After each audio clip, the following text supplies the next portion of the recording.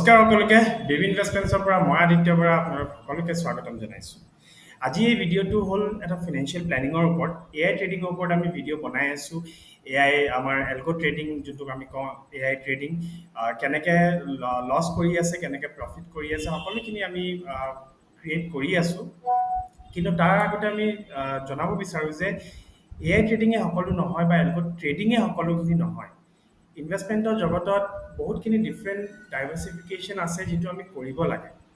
চ' সেই ডাইভাৰ্চিফিকেশ্যন আমি কেনেকৈ প্লেন আউট কৰোঁ এটা বেচিক প্লেন যোনটো আমি আমাৰ ৱেবিনাৰত ডিছকাছ কৰোঁ কেনেকৈ কৰিব লাগে কি ধৰণে কৰিব লাগে সেই বস্তুটো আপোনাক দেখাওঁ। এইখন হ'ল এটা বেচিক ফিনান্সিয়েল প্লেনিং যোনটো আমি সকলোৰ লগতে শ্বেয়াৰ কৰোঁ যে ট্ৰেডিং বা ইনভেষ্টিং জগতত অহাৰ আগতে আপোনাৰ কি কি বস্তু ইম্পৰ্টেণ্ট হয় ক'ত ক'ত ইনভেষ্টমেণ্ট ডাইভাৰ্চিফাই কৰাটো জৰুৰী হয়।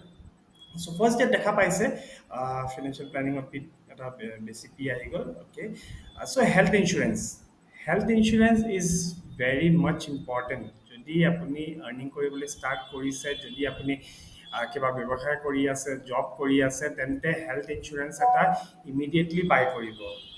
আমি হেল্থ ইঞ্চুৰেঞ্চ নিবিকোঁ কিন্তু আপুনি বেলেগৰ পৰা হয়তো কিনক আৰু আপুনি নিজকে চিকিয়ৰ কৰক। কেলৈ কি হৈ যায় কাইলৈ কি ধৰণৰ এক্সিডেণ্ট হয় বা কেনেকুৱা ধৰণৰ কি হয় আপুনি একো ক'ব নোৱাৰে।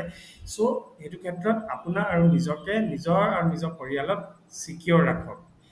কিবা এটা এক্সিডেণ্ট হৈ যাব 10 লাখ টকা লাগে আপুনি কেনেকৈ মেনেজ কৰিব ক'ৰ পৰা মেনেজ কৰিব হয়তো পইচা থকা মানুহসকলে মেনেজ কৰিব পাৰিব কিন্তু মই নোৱাৰোঁ পাৰ্চনেলি 10 লাখ টকা ঘপককৈ মেনেজ কৰিবলৈ কিন্তু হয়তো বহুতে তেনেকৈ নোৱাৰিব। চ' আমি কি কৰোঁ এটা হেল্থ ইঞ্চুৰেঞ্চ কৰি থওঁ যাতে আমাৰ হেল্থ চিকিয়ৰ হৈ থাকে।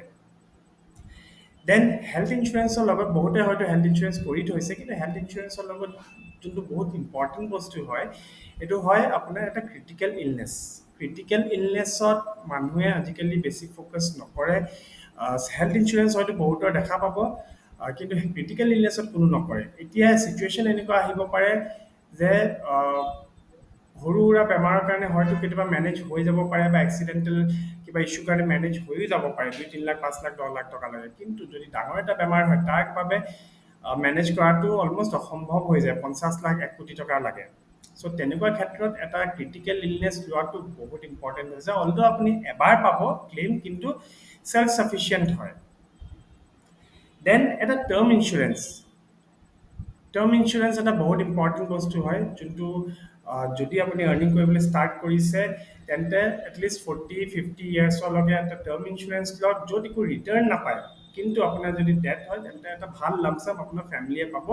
সৰু এটা এমাউণ্ট দিব লাগে তাত আপুনি ফেমিলি চিকিয়ৰ হৈ যাব আপোনাৰ ডেথৰ পিছত। অবভিয়াছলি ইয়াত এটা কুৱেশ্যন আহিব পাৰে যে মৰাৰ পিছত মই পইচা লৈ কি কৰিম। এইটো আপোনাৰ নিজৰ কাৰণে পইচা হয় নহয় এইটো নিজৰ ফেমিলিৰ কাৰণে। যদি আপুনি বিয়া পতা হয় বা যদি আপুনি আৰ্নিং কৰিবলৈ ষ্টাৰ্ট কৰিছে তেন্তে after health insurance and critical care term insurance is a must.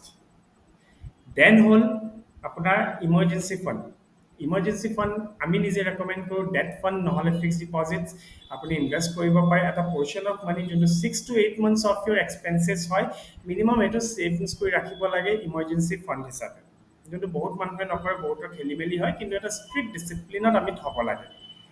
Then এই তিনিটা বস্তু আহিলে আৰু ইঞ্চুৰেঞ্চ ক'ৰ পৰা কৰিম বুলি যদি আপোনালোকে সোধে বহুতে সোধে এইটো কুৱেশ্যন তেতিয়াহ'লে মই ৰেকমেণ্ড কৰিম যে আপোনালোকে পলিচি বজাৰৰ পৰা কৰিব পাৰে। পলিচি বজাৰত যোনটো ছাপৰ্ট ছিষ্টেম হয় এই ছাপৰ্ট ছিষ্টেমটো খুবেই ভাল। দেন আমি কওঁ যে এই তিনিটা বস্তু যদি আপোনাৰ আছে তেন্তে আপুনি কৰক মিউচুৱেল ফাণ্ডছ এতিয়া 3 প্ৰকাৰৰ আছে। এটা হ'ল ইকুইটি হাইব্ৰিড ডেট। ইকুইটি মানে হ'ল যোনটো পইচা আপোনাৰ টোটেলি ইকুইটিত লাগি আছে ডেট মিনছ ষ্টক মাৰ্কেটত ডাইৰেক্ট লাগি আছে। দেন আপোনাৰ হ'ল হাইব্ৰিড মানে হ'ল ইকুইটি এণ্ড ডেট মিলাই আপোনাৰ হাইব্ৰিড ফাণ্ড কৰা হৈছে। দেন হ'ল আপোনাৰ ডেট ফাণ্ড যোনটো টোটেলি ডেটত যাব অলমষ্ট 6-7% ৰিটাৰ্ণ পাব যোনটো ইয়েৰলি হয়। চ' ইয়াত আপোনাৰ দুটা মোডত আমি ইনভেষ্টমেণ্ট কৰিব পাৰোঁ। এটা হ'ল SIP যোনটো এটা বহুত কনফিউজন চলি থাকে মানুহৰ মনত চলি আছে SIP আৰু লামচামৰ যে SIP কি হয় লামচাম কি হয়। চ' সেই কনফিউজনটো মই জাষ্ট দেখাই দিওঁ এইটো চাব পাৰে SIP এটা লামচাম এটা আৰু এইটো গোটেই মিউচুৱেল ফাণ্ডছৰ ছেগমেণ্টত আহে। SIP মানে হ'ল য'ত আপুনি এভৰি মান্থত পইচা দি আছে লামচাম মানে হ'ল যে এবাৰতে আপুনি এটা গোটা এমাউণ্ট দিলে। চ' মিউচুৱেল ফাণ্ডছত আপুনি SIP থ্ৰু দিও কৰিব পাৰে, লামচাম থ্ৰু দিও কৰিব পাৰে। মিউচুৱেল ফাণ্ডছ এতিয়ালৈকে কোৱা হয় যে ৰিটায়াৰমেণ্ট প্লেনৰ হিচাপে মিউচুৱেল ফাণ্ডছ বেষ্ট হয়। চ' আমিও কৰোঁ, ৰেজিষ্টাৰ্ড হয় মিউচুৱেল ফাণ্ড ডিষ্ট্ৰিবিউটৰ হিচাপে। আমি গাইড কৰোঁ কোনটো মিউচুৱেল ফাণ্ডছ ল'ব পাৰে। ৰিটাৰ্ণৰ অবভিয়াছলি একো গেৰেণ্টি নাই, ৰিটাৰ্ণ বেছি হ'ব পাৰে, কমো হ'ব পাৰে, কিন্তু নৰ্মেলি দেখা গৈছে 30 to 40 ইয়াৰ্ছত যোনটো ৰিটাৰ্ণছ আহিছে এইটোৱে নৰ্মেল এষ্টিমেটক বিট কৰিছে। দেন আমি ফ'কাছ কৰোঁ আমাৰ AI ট্ৰেডিং, যোনটো এলগ' ট্ৰেডিং বুলি আমি কওঁ। আমাৰ নিজৰ ছিষ্টেম আমি ডেভেলপ কৰিছোঁ য'ত আপোনাৰ অট'মেটিক ট্ৰেডিং হৈ থাকে। তাত মানুহ নিজে লাগি থাকিব নালাগে, নিজে আপুনি স্ক্ৰীণৰ আগত বহিব নালাগে, এনালাইজ কৰিব নালাগে, অকল ৰাতিপুৱা লগ ইন কৰিব লাগে, লগ ইন কৰাৰ পিছত অট'মেটিক ট্ৰেডিং হৈ থাকে। এইটো কথা ক'ব বিচাৰোঁ যে AI ট্ৰেডিং বা অট'মেটিক ট্ৰেডিং মানে চিয়'ৰ শ্বট প্ৰফিট পাবই যে তেনেকুৱা একো কথা নহয়। ইয়াত এটাই বস্তু হয় যে ডিচিপ্লিন ৱেত আপোনাৰ পইচাখিনি ট্ৰেড হৈ থাকিব। আমি যদি নিজে বহু তাত চাইকলজি ইনভলভ হৈ থাকে, কেতিয়াবা আমি সময় নাপাব পাৰোঁ বহিবলৈ, কেতিয়াবা ইম'শ্যনছ ভয় লাগে, কেতিয়াবা এক্সাইটমেণ্ট বেছি হৈ যায়। চ' এই চাইকলজিবিলাকৰ পৰা দূৰত ৰাখিবলৈ, আৰু যিটো কাৰণে মেক্সিমাম মানুহে লছ খায় চাইকলজি। বহুতৰ কোৱা শুনো যে চাইকলজিটো মোৰ কণ্ট্ৰল নহয়, মই প্ৰফিট হ'লে ৰখিব নোৱাৰোঁ, লছ হ'লে মই ৰখি থাকোঁ, তেনেকুৱা চাইকলজিৰ কাৰণে এই ষ্ট্ৰেটেজিটো আপোনালোকে যদি এই ষ্ট্ৰেটেজিটো বুলি নকওঁ, আপোনালোকে যদি এলগ' কৰে, আপোনাৰ যি ষ্ট্ৰেটেজি আছে যদি এলগ'ত পুট কৰে, তেনেহ'লে আপোনাৰ ছিষ্টেমটো কনচিষ্টেণ্ট বেচিছত কাম কৰি থাকিব। প্ৰফিট লছ এইটো ষ্ট্ৰেটেজি দিয়াটো দিব, কিন্তু আপোনাৰ ষ্ট্ৰেটেজি এটা কণ্টিনিউৱাছ বেচিছত কাম কৰি থাকিব। চ' এয়াই হ'ল এলগ' ট্ৰেডিং, য'ত আমি নিজৰ ষ্ট্ৰেটেজি ইউজ কৰি ট্ৰেডিং কৰি আছোঁ।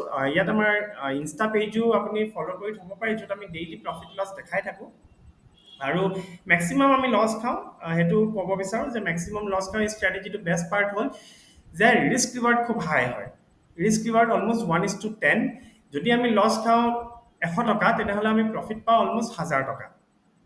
আৰু এই ষ্ট্ৰেটেজিৰ লগতে আমি হেডজ কৰিবলৈ এটা থৈছোঁ বেংক নিফটি ষ্ট্ৰেটেজি, য'ত আমি যিখিনি চাৰ্জেছ থাকে বা আমাৰ যিখিনি লছ হয়, এটা মিনিমাম লছ বা চাৰ্জেছখিনি এটলিষ্ট ৰিকভাৰ হৈ যায়।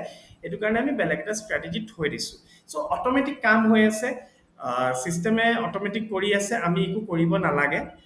মই জাষ্ট ছিষ্টেমটো দেখাই দিছোঁ। আজিও আমাৰ লছ হৈছে, আজি আমাৰ কি ধৰণে লছ হৈছে মই সেই বস্তুটো দেখাই দিছোঁ, আৰু ষ্ট্ৰেটেজিটো কেনেকৈ কাম কৰে, কি ধৰণে কাম কৰে, গোটেই বস্তুখিনি মই আপোনাক এবাৰ অভাৰভিউ এটা দি দিওঁ।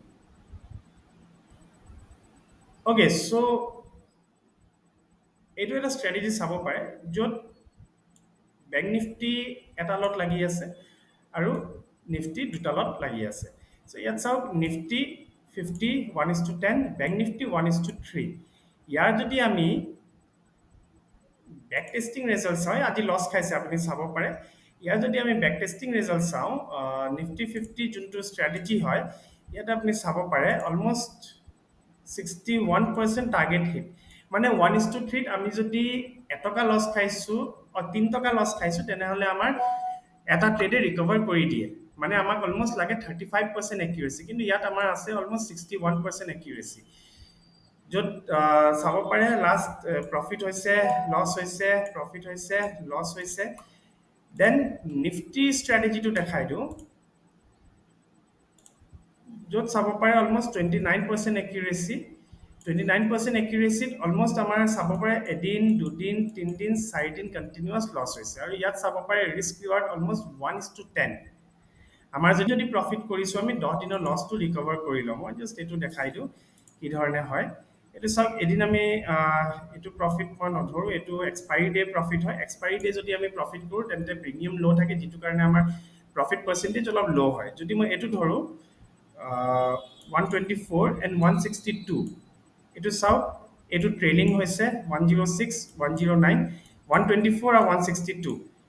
দেন 116, 151, লছ হৈছে চাওক 111, 108, 34, 33। কিন্তু প্ৰফিট ৰেচিঅ'টো চাওক, আৰু ছেইম ৱে আমি ইয়াত লছ বেছি কৰোঁ, কিন্তু প্ৰফিট মিনিমাম কৰোঁ, আৰু সেই প্ৰফিটটোৱে আমাক অভাৰঅল এটা ভাল গেইন দিয়াৰ চান্স থাকে এণ্ডলৈকে। আশা কৰিছোঁ সকলোৱে ভিডিঅ'টো ভাল পাব, আৰু যদি কিবা বিশেষ টপিকৰ বিষয়ে জানিব আছে, তেন্তে কমেণ্ট বক্সত কমেণ্ট কৰি জনাব। সেই ভিডিঅ'টোৰ ওপৰত বিস্তাৰভাৱে দিবলৈ চেষ্টা কৰিম। Thank you and have a nice day.